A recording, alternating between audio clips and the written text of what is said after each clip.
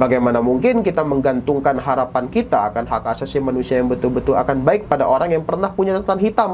Kita bisa melihat bagaimana proses pembentukan peraturan di periode kedua Jokowi hari ini betul-betul amburadul. Kita bisa melihat bagaimana partisipasi masyarakat itu dikesampingkan. Kita bisa melihat bagaimana tidak ada rasa respect ya terhadap lembaga-lembaga negara yang seharusnya gitu. Kita bisa melihat bagaimana MK kehilangan marwahnya gitu.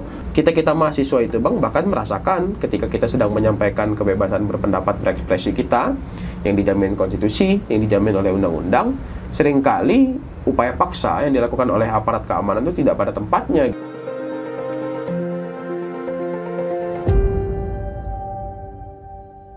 Tamu kita istimewa ini adalah saudara Melki Sadek Huang ya? Sadek Huang, Pak. Sadek Huang. Dia adalah ketua BEM UI periode 2023 sampai 2023 aja Bang. 2023, oke. Ini Bro Melki ini adalah seorang muda yang sangat potensial.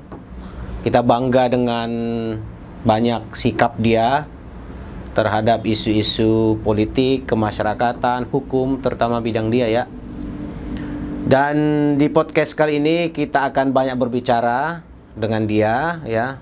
Saya bilang dia karena ternyata Bro Melki ini adalah junior saya di kampus. Ya, benar. Di kampus We Are The Yellow Jacket katanya gitu ya.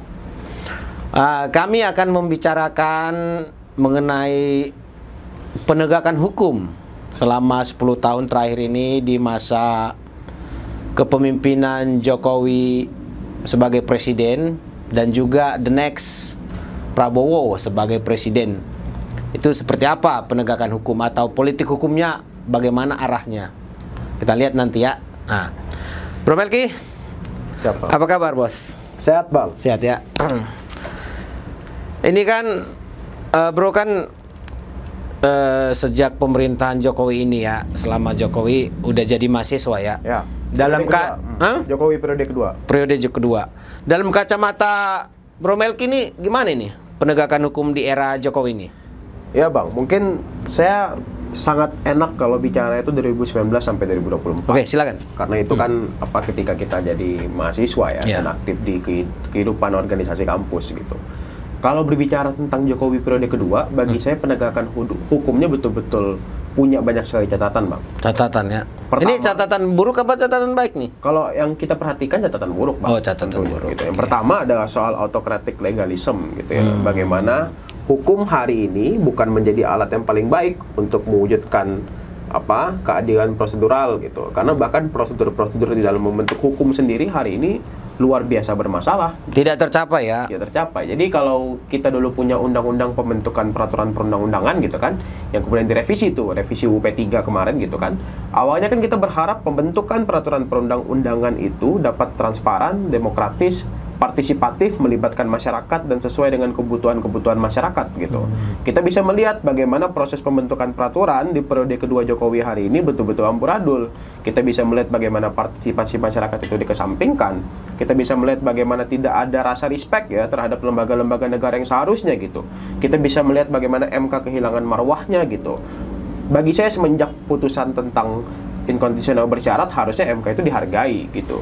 MK itu betul-betul dilaksanakan putusannya bahwa Undang-Undang Cipta Kerja itu harus ada perbaikan yang betul-betul lahir dari lembaga legislatif gitu.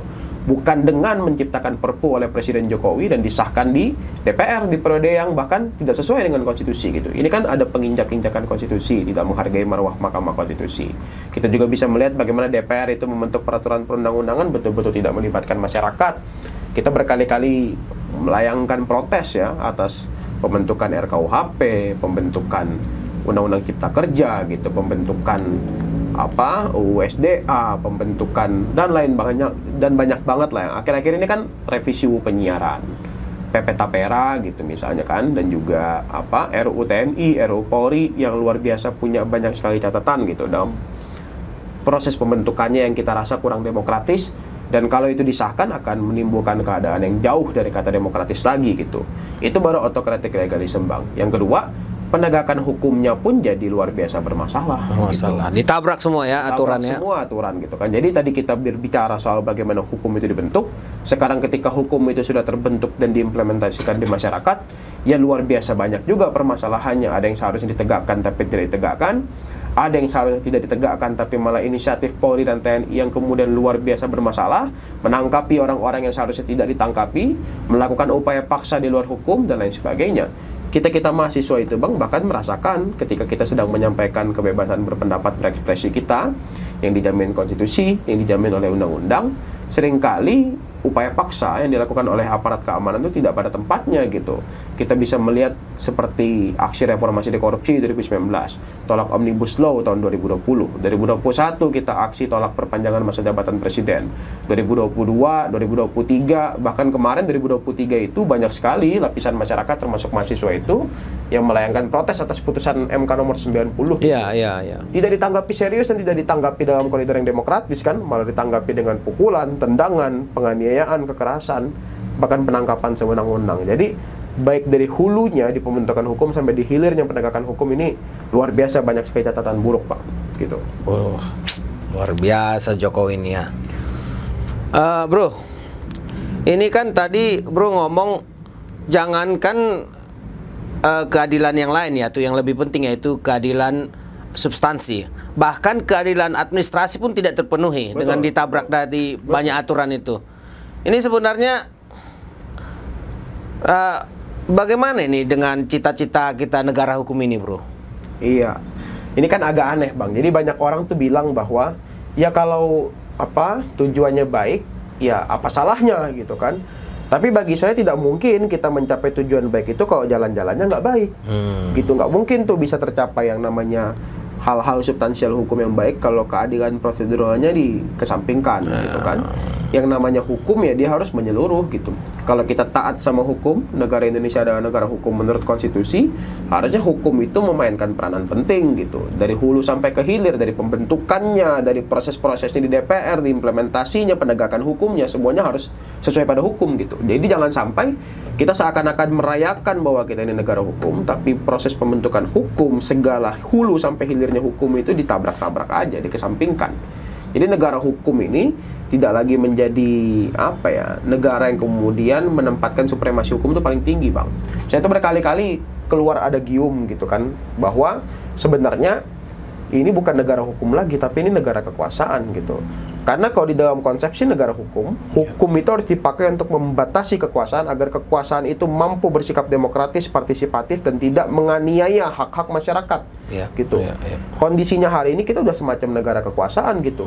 Siapapun yang punya kuasa, Mahstat udah ya, bukan restat lagi ya. Restat lagi, Bang. Jadi ketika negara itu sudah sampai dalam kondisi negara kekuasaan gitu, ya kekuasaan, siapapun yang pegang kekuasaan itu, pucuk kekuasaan tertinggi, dia menggunakan infrastruktur kekuasaan, menghancurkan kedaulatan masyarakat sipil, merusak supremasi hukum. Siapa yang punya kuasa, dia mengubah hukum seenaknya. Jadi nggak ada tuh hukum untuk mengatur kekuasaan. Kekuasaan sekarang dipakai untuk mengatur hukum. Proses pembentukannya ugal-ugalan, tidak partisipatif, semua tergantung maunya penguasa, bukan maunya masyarakat sipil. Dan penegakan hukumnya pun tajam ke bawah, tumpul ke atas kan. Ini membuktikan bahwa kondisi negara kekuasaan kita hari ini, kondisi negara hukum kita hari ini sudah beralih ke negara kekuasaan. Udah beralih ke negara, berarti dengan banyaknya kasus kita temui pelanggaran konstitusi gitu ya, atau legitimasi konstitusi, pelanggaran konstitusi oleh MK, kemudian MA lagi yang mengubah aturan KPU batas usia. Sebenarnya bisa dikatakan sebagai puncak kekuasaan kehakiman, MK dan MA ini udah runtuh. Waktu itu saya pernah membaca satu artikel, ya saya lupa, tolong dikoreksi. Seorang pengamat hukum dari Belanda mengatakan bahwa dia masih heran negara hukum ada di Indonesia gitu loh. Masih ada negara hukum. Bahkan ketika Mahkamah Agung dan Mahkamah Konstitusi diterpa kasus, ini negara masih berdiri. Dia juga heran. Ini gimana menurut Bro ini? Nggak usah jauh-jauh, Bang. Kita kan punya pakar hukum yang baru meninggal beberapa tahun lalu juga ya, Prof. Sayetapi kan. Prof. Sayetapi itu punya teori namanya sobural, sosiologis, budaya, dan struktural gitu kan. Bahwa dia percaya bahwa hukum Indonesia itu unik karena hukum Indonesia itu selalu mengamati faktor sosiologis, terlalu ditentukan oleh faktor kebudayaan, dan permasalahannya seringkali struktural gitu. Tiga permasalahan ini yang tidak pernah selesai di dalam hukum Indonesia gitu. Bagaimana mungkin kita setiap hari bermimpi, diajarkan di Fakultas Hukum bahwa hukum itu menciptakan kepastian, keadilan, baru dia kebermanfaatan gitu. Tiga hal itu kan. Nyatanya hukum di Indonesia hari ini kan cuma menciptakan kepastian, Bang. Siapa yang ditulis di dalam situ bersalah, dia akan dijatuhi sanksi hukuman gitu. Belum tentu orang yang bersalah ataupun diberi sanksi tersebut dapat dijatuhkan sanksi yang adil gitu, ataupun orang yang diberikan sanksi tersebut ada orang yang pantas untuk disanksi, sehingga dia tidak mungkin menghadirkan keadilan. Kalau dia sudah pasti tidak adil, dia pasti tidak akan bermanfaat gitu. Jadi kita bahkan sudah menyimpang dari tujuan-tujuan hukum kalau dinilai dari sosiologis, budaya, dan juga struktural. Problemnya memang struktural, Bang. Jadi bagi saya hari ini, kalau kita kecewa karena Mahkamah Konstitusi itu melanggar etik, tidak peduli akan dasar-dasar fondasi bangsa yang ada norma dan etika, baru konstitusi dan hukum gitu kan. Dan kalau kita kecewa sama Mahkamah Agung yang kita harapkan jadi garda perlindungan hukum kita yang paling baik di negeri ini, kalau kita kecewa sama DPR dan juga mungkin Kementerian Hukum dan HAM gitu, karena kemudian kita punya berbagai peraturan perundang-undangan yang tidak harmonis, yang tidak populis, yang tidak menguntungkan rakyat banyak gitu, dan dibentuk secara ugal-ugalan, artinya masalahnya struktural. Dan pada siapa kita pantas untuk muncungkan senjatanya, pada yang orang yang punya ini kan, orang yang punya kekuasaan paling tinggi hari ini. Punya kekuasaan paling tinggi hari ini Presiden Jokowi, Bang. Kepala negara ya. Kepala negara. Sebagai top administrator ya. Betul. Oke. Bro, ini kan kalau nggak ada aral melintang nih, kalau mahasiswa ya istilahnya nggak protes atas situasi sekarang ini ya, adem-adem aja, nerimo gitu ya situasi ini ya, berarti bisa dipastikan Prabowo Gibran akan jadi presiden dan wakil presiden 20 Oktober 2024. Ini dalam kacamata teman-teman mahasiswa pada umumnya dan khususnya Bro Melki, kan ini Prabowo kan bukan makhluk baru di Indonesia, ini kan udah lama juga dia tinggal di Indonesia, udah kenal semua orang, everybody knows siapa Prabowo, siapa Gibran gitu. Menurut Bro Melki dan teman-teman mahasiswa akan seperti apa ini, gambaran penegakan hukum di Indonesia let's see 5 tahun ke depan di pemerintahan Prabowo Gibran ini? Pertama akan jadi objektif, Bang, kalau kita menilai itu dari apa yang Prabowo dan Gibran katakan sendiri, yaitu keberlanjutan. Itu kan narasi yang mereka dengungkan sendiri kan? Iya. Jadi kalau di periode kedua Jokowi hari ini kita merasa autokratik, legalisme itu nyata, pembentukan peraturan perundang-undangan itu ugal-ugalan, tidak partisipatif, tidak demokratis. Kalau di periode kedua Jokowi itu kita menyaksikan banyak sekali orang-orang tidak bersalah kemudian dipersalahkan, dikriminalisasi, dan kemudian diberikan hukuman gitu. Kalau di periode kedua Jokowi hari ini kita melihat bagaimana hukum itu dipakai untuk kemudian melanggengkan dan memperkokoh kekuasaan, bukan kekuasaan yang malah dibatasi oleh hukum, ya sudah pasti itu akan dilanjutkan karena narasinya adalah keberlanjutan. Karena bahkan saya bingung kalau ditanya apakah ada hal-hal baik yang ingin dilanjutkan dan lain sebagainya, saya malah langsung menyoroti hal-hal negatif gitu kan. Bahwa memang terlalu banyak kondisi kekacauan hukum kita hari ini ya terjadi, dan kalau itu dilanjutkan akan menjadi masalah besar gitu. Semua orang sudah komplain, Bang, semua orang sudah protes bagaimana RUU penyiaran itu adalah aturan hukum yang sudah pasti tidak mungkin dia akan demokratis gitu. Dia membatasi kebebasan kita untuk kemudian menyampaikan apapun di ranah-ranah virtual. Dia bahkan menciptakan dewan medsos. Dia mengawasi konten ya. Iya. Kita bisa melihat bagaimana komisi penyiaran kita itu kan tidak pernah bekerja dengan efektif, dan bahkan seringkali diberikan raport rendah ya oleh masyarakat gitu tentang bagaimana kita kemudian mengganggu kebebasan berekspresi dan lain sebagainya gitu. Bahkan podcast-podcast seperti ini pun harus laporan kan kalau ada RUU penyiaran yang kayak kalau masa di Orde Baru itu Litsus namanya. Litsus. Ya, itu, ada Litsus oleh Kementerian Penerangan. Ya, ada Litsus nih, kalau nggak bredel gitu. Nah, jadi saya melihat ya kalau masalah keberlanjutan, kalau ini terus-menerus dilanjutkan, ini akan jadi bahaya besar gitu. Dari proses pembentukan hukum kita sudah amburadul, kacau balau, apalagi penegakannya di periode kedua Jokowi. Dan kalau ini dilanjutkan, ini akan menjadi masalah yang luar biasa besar. Itu baru satu, Bang. Kalau kita melihat karakter, Bang, ya gitu, Prabowo dan Gibran agaknya lebih adil kalau kita melihat dari track record gitu.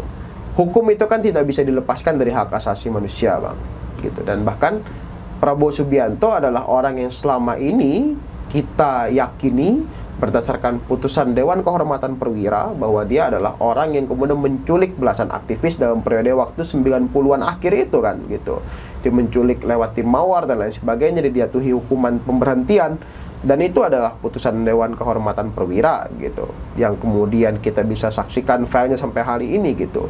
Bagaimana mungkin kita menggantungkan harapan kita akan hak asasi manusia yang betul-betul akan baik pada orang yang pernah punya catatan hitam akan hak asasi manusia gitu. Dan kalau kita melihat Gibran Rakabuming, dia adalah orang yang lahir dari proses haram di konstitusi gitu, proses haram di Mahkamah Konstitusi. Dia adalah orang yang kemudian mengacak-ngacak konstitusi, dia mengganggu daya tahan konstitusi kita gitu, dengan kemudian mengacak-ngacak MK gitu, mengeluarkan putusan MK nomor 90 kemarin gitu.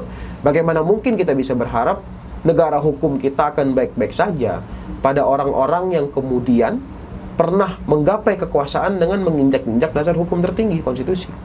Jadi kalau dibilang apa pandangan kita akan Prabowo Gibran 5 tahun ke depan lah gitu kan minimal, ya keberlanjutannya akan berdampak negatif dalam aspek penegakan hukum, Bang, gitu. Negatif ya. Tapi masyarakat kita pada umumnya dikasih bansos langsung milih juga tuh, Bro. Gimana tuh, Bro?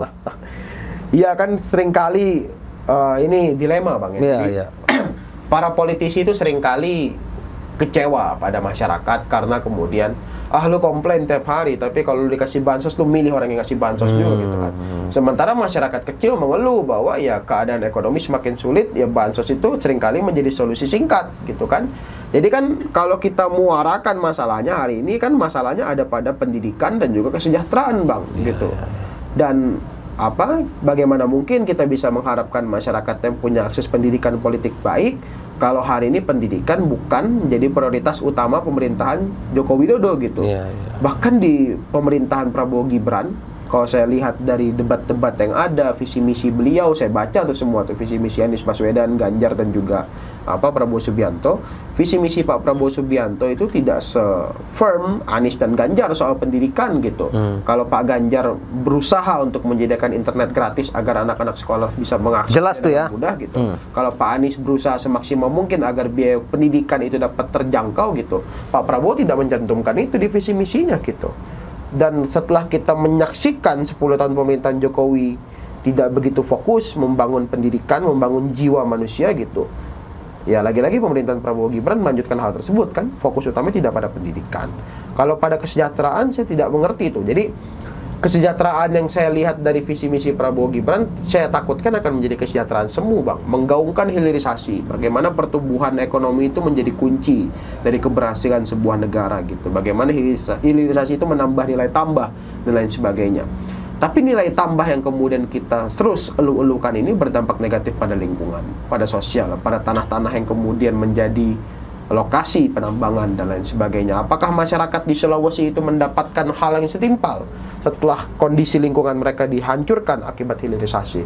Itu kan enggak gitu. Apakah fokus utama kita makan siang gratis itu dapat menjadikan anak-anak bangsa itu punya daya pikir yang lebih baik, daya nalar yang lebih baik? Itu kan tidak bisa terbuktikan dengan maksimal. Jadi ya kalau dibilang dikasih bansos senang, dikasih bansos senang, ya pemerintahan Joko Widodo dan mungkin juga ya pemerintahan Prabowo Gibran setelah kita baca visi misinya tidak berusaha menyelesaikan masalah utama dari pemberian bansos ini, Bang, pendidikan dan kesejahteraan gitu. Jadi ini pasti akan terus terjadi. Terus terjadi, berarti nggak ada harapan dong kita ya perbaikan 5 tahun ke depan ini. Harapannya cuman kalau orang-orang yang sadar dan waras berisik, Bang, kalau menurut saya gitu. Berisik ya, berarti kita ganggu terus ya? Harus diganggu terus, Bang. Ini baru anak muda, ganggu terus. Jangan. Karena saya tahu kan kemewahan anak muda itu adalah idealisme. Betul. Kalau anak muda udah nggak punya idealisme, ya bagaimana gitu kan? Apalagi calon pemimpin bangsa ke depan. Oke, Bro Melki. Ya. Jadi kita kan nggak boleh pesimis ya, harus tetap optimis.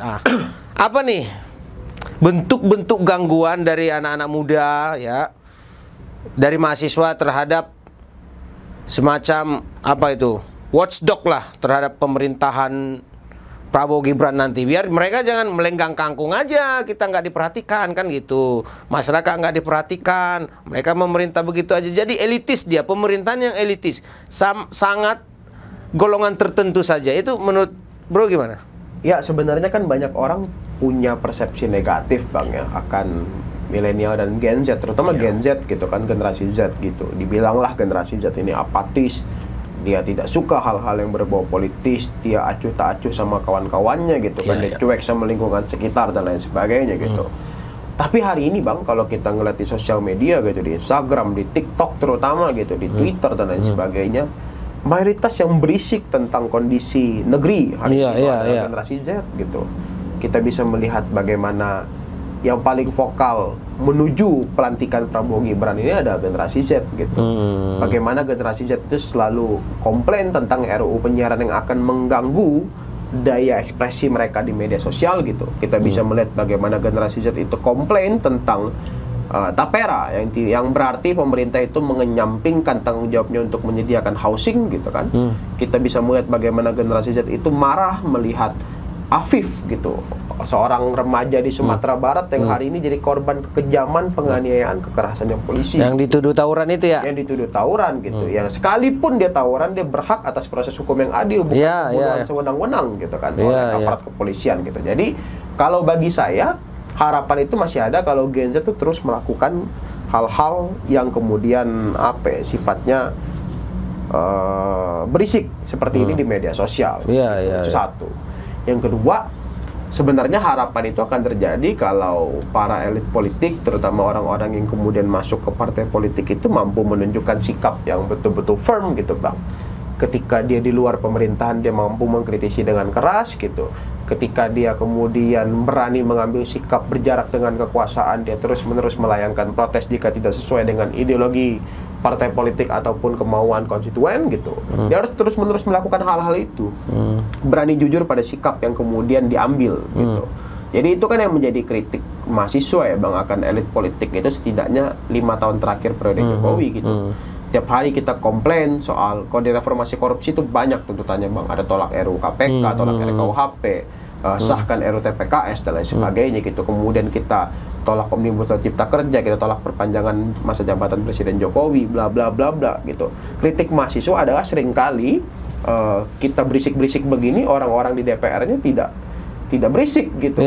Padahal yang paling pantas buat berisik ya bukan mahasiswa, orang-orang yang digaji untuk setiap harinya menyuarakan apa maunya kita. Yang memang tugasnya ya. Memang tugas mereka gitu. Jadi bahkan anggota DPR itu punya hak imunitas. Dia bisa dilindungi ketika kemudian dia menyampaikan kritik. Nggak sembarang ditangkap ya. Argumen, dia punya perlindungan. Mahasiswa tidak punya.